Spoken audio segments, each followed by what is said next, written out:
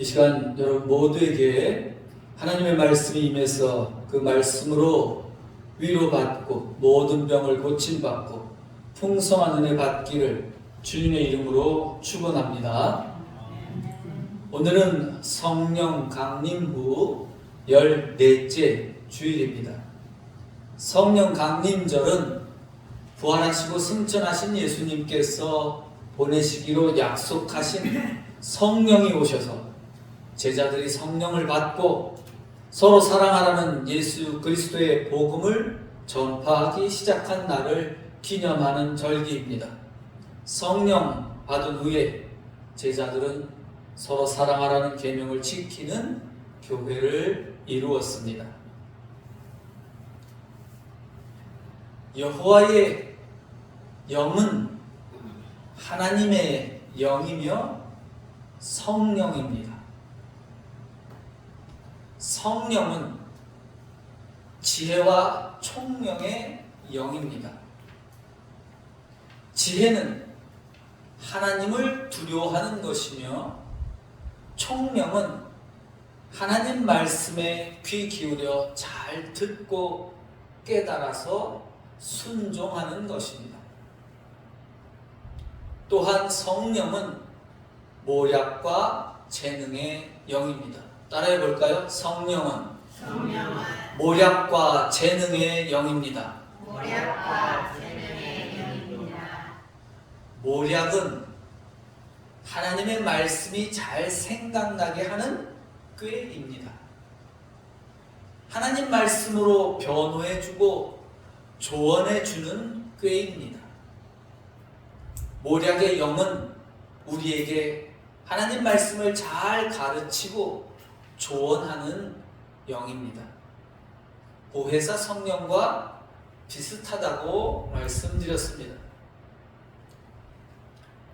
재능은 우리의 신체적, 정신적 능력이며 권능이며 파워, 힘입니다.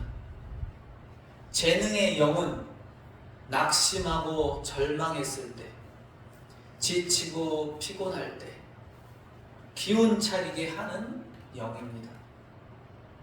그것은 우리가 이웃을 사랑하며 섬기는 삶을 잘 살도록 힘내게 하는 영입니다. 마지막으로 성령은 지식과 여호와를 경외하는 영입니다. 따라해 보겠습니다. 성령은 지식과 여호와를 경외하는 영입니다. 지식은 하나님을 두려워할 줄 아는 지식입니다. 하나님을 두려워할 줄 아는 사람이 지식 있는 사람입니다. 거꾸로 하나님을 두려워할 줄 모르는 사람은 무식한 사람입니다. 성령은 하나님을 두려워할 줄 알게 하는 영입니다. 성령 받은 사람은 하나님을 두려워할 줄 압니다. 지혜와 총명의 영이요, 모략과 재능의 영이요, 지식과 여호와를 경외하는 영이 강림한 사람은 어떤 사람일까요? 어떤 사람이라고 말씀하고 있습니까? 성령 받은 사람은 어떤 일을 하는 사람일까요? 이사야서는 어떤 일을 한다고 말씀합니까? 3절 다 같이 큰 소리로 천천히 읽어보겠습니다. 그가 여호와를 경외함으로 즐거움을 삼을 것이며 그의 눈에 보이는 대로 심판하지 아니하며 그의 귀에 들리는 대로 판단하지 아니하며. 여호와의 영, 곧 성령 받은 사람은 여호와를 경외하는 것을 즐거움으로 삼는 사람이라고 말씀합니다.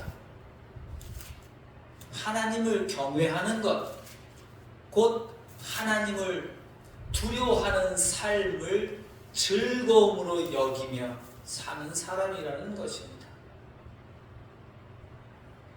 하나님을 두려워하는 삶은 어떤 삶입니까? 하나님의 말씀에 순종하는 삶입니다. 하나님 말씀에 순종하며 사는 삶을 즐거워하는 사람이 곧 하나님을 두려워하는 사람이라는 말씀입니다.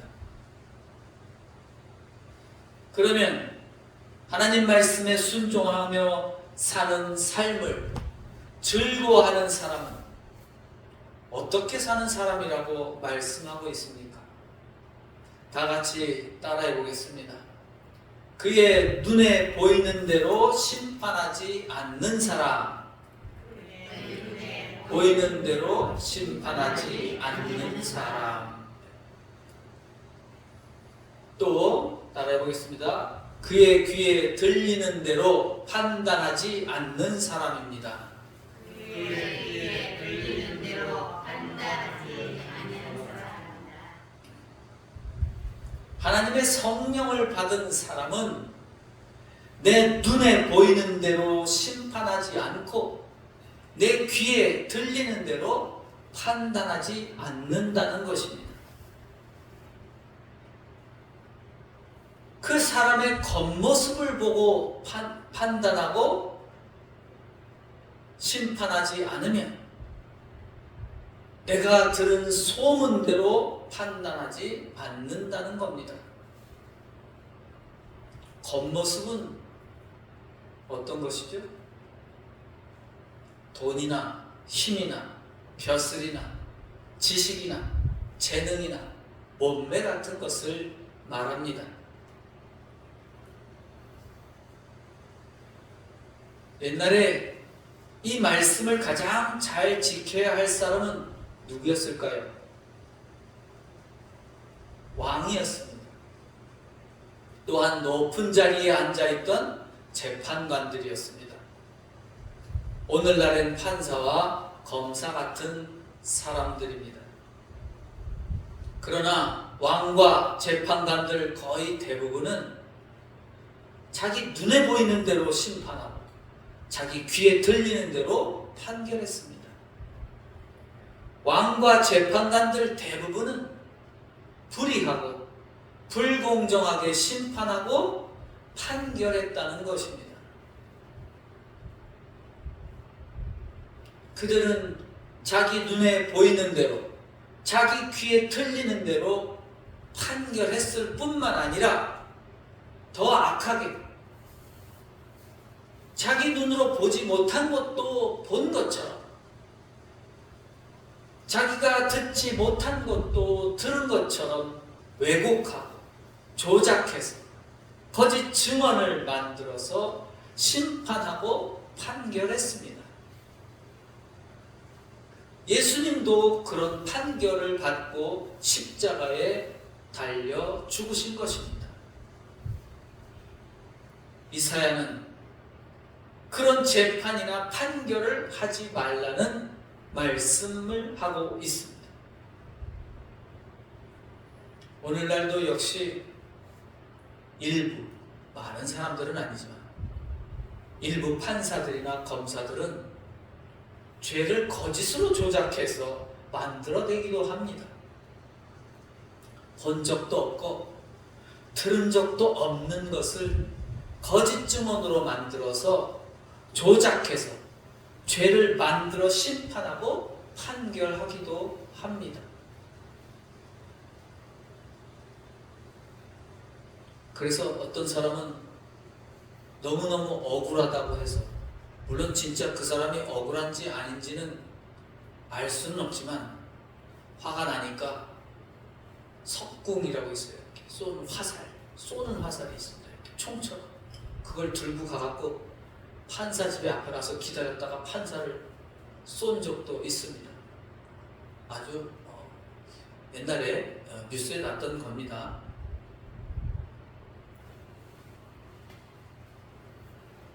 거짓 증언으로 조작해서 죄를 만들어 심판하고 판결하는 그런 판사들이나 검사들은 마귀의 영을 마귀의 자식들이라고 할 수 있습니다. 예수님께서 이렇게 말씀하셨습니다. 다 같이 읽어볼까요? 큰 소리로 읽어봅시다. 외모로 판단하지 말고 공의롭게 판단하라. 예수님께서도 사람을 겉모습만 보고 판단하지 말고 공의로 판단하라고 말씀하셨습니다. 겉모습은 뭐라 그랬어요? 돈만 보고 판단하지 말고, 화려한 옷만 보고 판단하지 말고, 공부 잘했다는 것만 보고 판단하지 말라는 겁니다. 또 지식이 많다는 것만 보고 판단하지 말고, 말 잘하는 것만 듣고 판단하지 말고, 재능이 뛰어난 것만 보고 판단하지 말고, 얼굴 잘생기고 예쁘고 몸매 좋다는 것만 보고 판단하지 말라는 말씀입니다.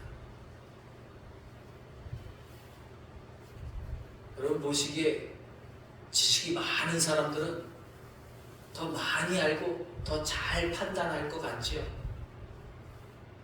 전혀 그렇지 않습니다.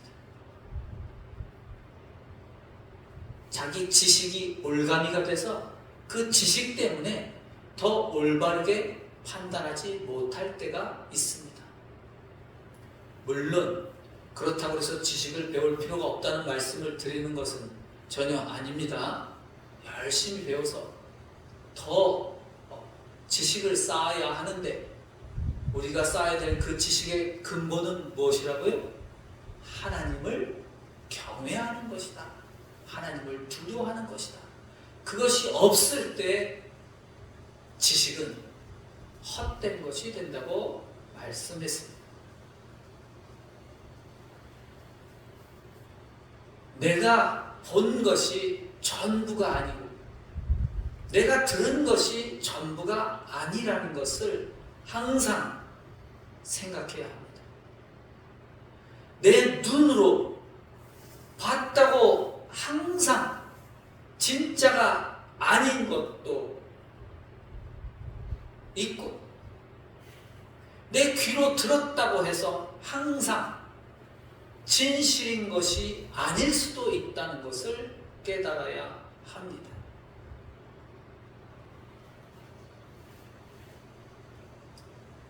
다시 한번 말씀드립니다. 내 눈으로 봤다, 내 귀로 들었다고 진짜라고 생각하지 않도록 해야 합니다. 조심해야 한다는 뜻입니다. 성령 받은 사람이라면 자기 눈에 보이는 대로 심판하지 않고 자기 귀에 들리는 대로 판단하지 말아야 한다고 말씀합니다. 그렇다면 성령 받은 사람은 무엇을 근거로 심판하고 무엇을 근거로 판단해야 할까요?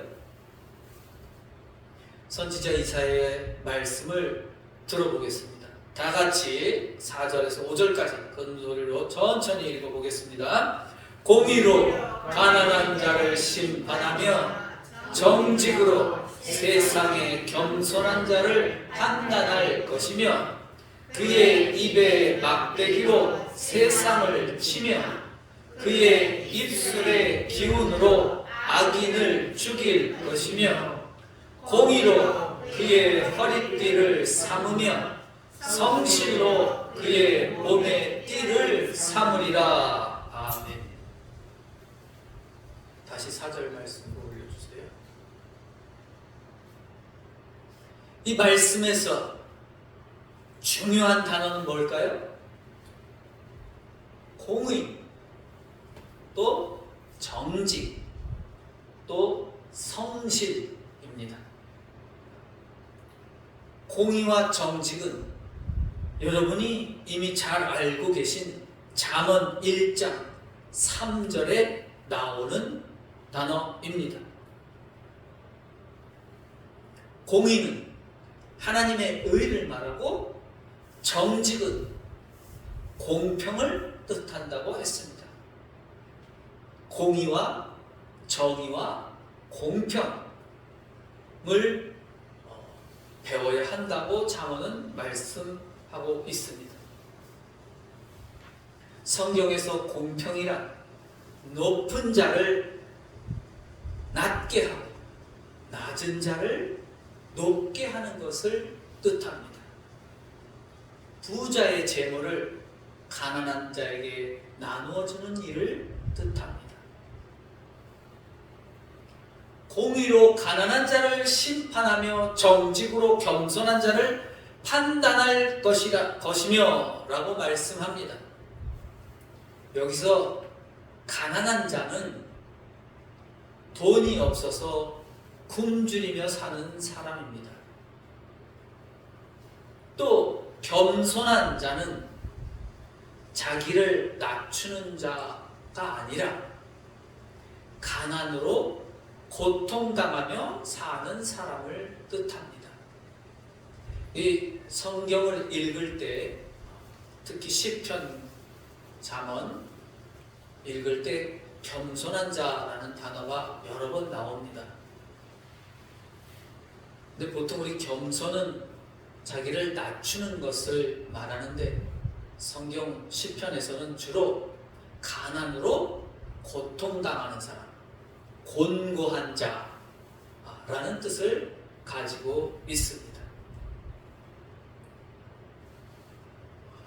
옛날부터 오늘날까지 가난한 사람들은 대부분 돈이 없어서 불공정하고 불공평한 판결을 받을 때가 많았습니다.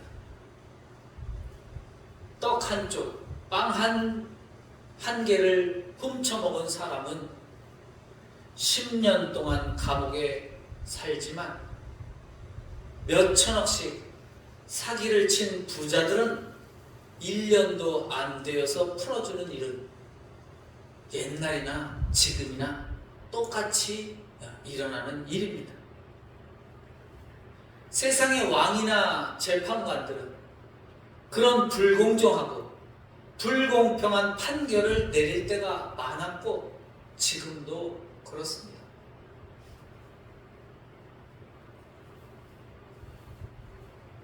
돈 없으면 유죄고 돈 있으면 무죄라는 말이 있지요.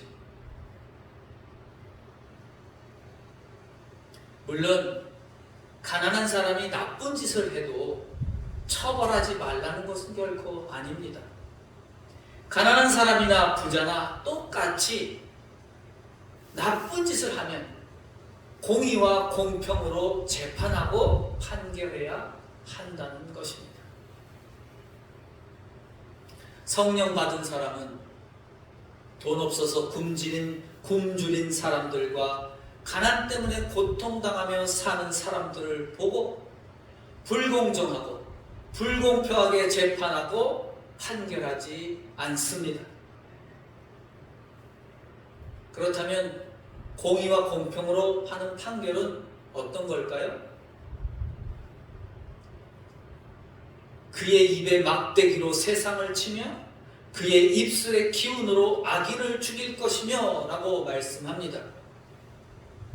다시 말하면 그가 하는 말은 몽둥이가 되어 잔인한 자를 치고 그가 내리는 선고는 사악한 자를 사형에 처한다 라고 세번역 성경에서 말씀합니다. 하나님의 성령을 받은 사람은 잔인하고 사악한 자들에게 공의와 공평의 몽둥이로 치고 공의와 공평으로 사형에 처한다는 것입니다. 나쁜 짓을 하는 놈들은 돈이 많을지라도 지위가 높을지라도 봐주지 않고 공의와 공평으로 심판하고 판결한다는 뜻입니다. 하나님의 영, 곧 성령 받은 사람이 하나님의 공의와 공평과 성실로 재판하고 판결한다면 어떤 세상이 이루어질까요? 6절부터 9절까지는 바로 성령 받은 사람이 공의와 공평과 성실로 재판하고 판결할 때 이루어지는 세상을 아주 잘 그려주고 있습니다. 6절부터 9절까지 천천히 한 목소리로 읽어보겠습니다. 그때에 이리가 어린 양과 함께 살며 표범이 어린 염소와 함께 누우며 송아지와 어린 사자와 살찐 짐승이 함께 있어 어린 아이에게 끌리며 암소와 곰이 함께 먹으며 그것들의 새끼가 함께 엎드리며 사자가 소처럼 풀을 먹을 것이며 젖먹는 아이가 독사의 구멍에서 장난하며 젖된 어린 아이가 독사의 굴에 손을 넣을 것이라. 내 거룩한 산 모든 곳에서 해됨도 없고 상함도 없을 것이니 이는 물이 바다를 덮음같이 여호와를 아는 지식이 세상에 충만할 것임이니라. 아멘. 여러분도 잘 알고 있듯이 이리는 어린 양을 잡아먹고 삽니다. 표범은 뭘 잡아먹어요? 어린 염소를 잡아먹고 삽니다. 양과 염소를 잡아먹지 않으면 어떻게 돼요? 굶어 죽습니다. 사자는 소를 잡아먹는 짐승이기도 합니다. 하지만 이 소 같은 짐승을 잡아먹지 않으면 사자라도 굶어 죽습니다. 그러나 공의와 공평과 성실로 재판하고 판결하는 세상이 오면 어떻게 된다고 말씀합니까? 이리가 어린 양을 잡아먹지 않고 함께 살며 표범이 어린 염소를 잡아먹지 않고 함께 누워서 쉬며 사자가 소처럼 풀을 뜯어먹는 세상이 될 거라고 말씀합니다.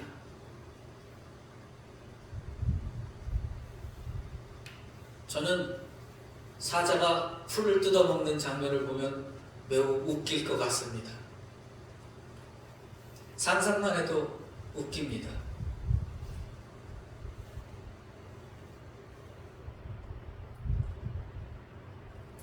또한 성령 받은 사람이 공의와 공평과 성실로 재판하고 판결하는 세상에선 젖먹는 아이가 독사의 구멍에서 장난하며 젖된 어린아이가 독사의 굴에 손을 넣어도 아무도 물리거나 다치지 않을 것이라고 말씀합니다. 이 말씀은 아무리 연약한 어린아기 같은 사람일지라도 사악한 자들에게 거짓말로 고통당하지 않는 안전한 세상이 될 것이라는 말씀입니다. 약육강식이란 말이 있습니다. 강한 것이 약한 것을 잡아먹는 세상을 말합니다.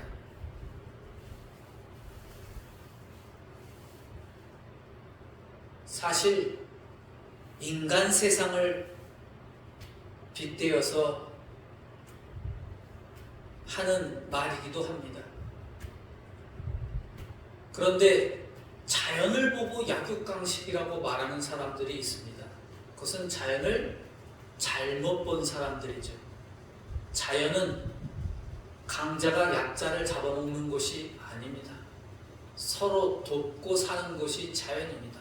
우리 눈에 보기에는 마치 강자가 약자를 잡아먹는 것처럼 보이지만 자연은 그렇지 않습니다.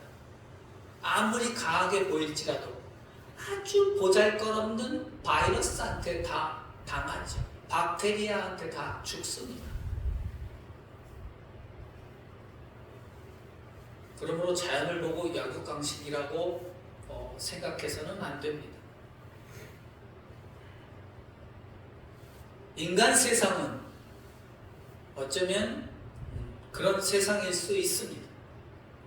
그러나 공의와 공평과 성실로 재판하고 판결한다면 약육강식의 세상이 아니라 모두가 굶주리지 않고 평화롭고 안전하게 사는 세상이 될 것이라고 성경은 말씀합니다.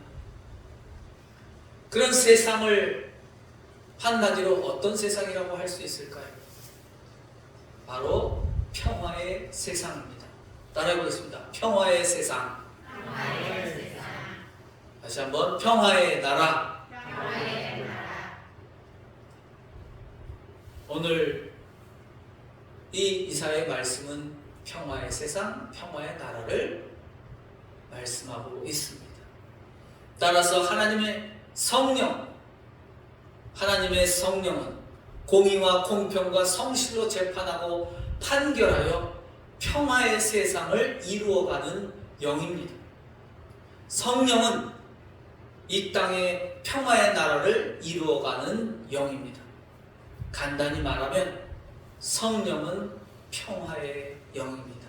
따라해 보겠습니다. 성령은 평화의 영입니다. 평화의 나라는 어떻게 이루어진다고 합니까? 하나님의 영, 성령 받은 사람들이 공의와 공평과 성실로 재판하고 판결할 때 이루어진다고 말씀합니다. 가난한 사람들이 고통받지 않는 판결을 내릴 때 세상의 평화가 이루어지고 평화의 세상이 이루어진다고 말씀합니다. 여러분 모두에게 하나님의 영, 성령이 강림해서 내 눈에 보이는 대로 심판하지 않고 내 눈에 들리는 대로 판단하지 않기를 바랍니다. 성령 충만하게 받아서 비록 가난한 사람일지라도 비록 부자일지라도 공의와 공평과 성실로 판단할 수 있기를 바랍니다. 성령 충만하게 받아서 사랑과 섬김으로 이 땅에 평화의 나라를 이루어가는 하나님의 자녀가 되시기를 주님의 이름으로 축원합니다. 기도하겠습니다.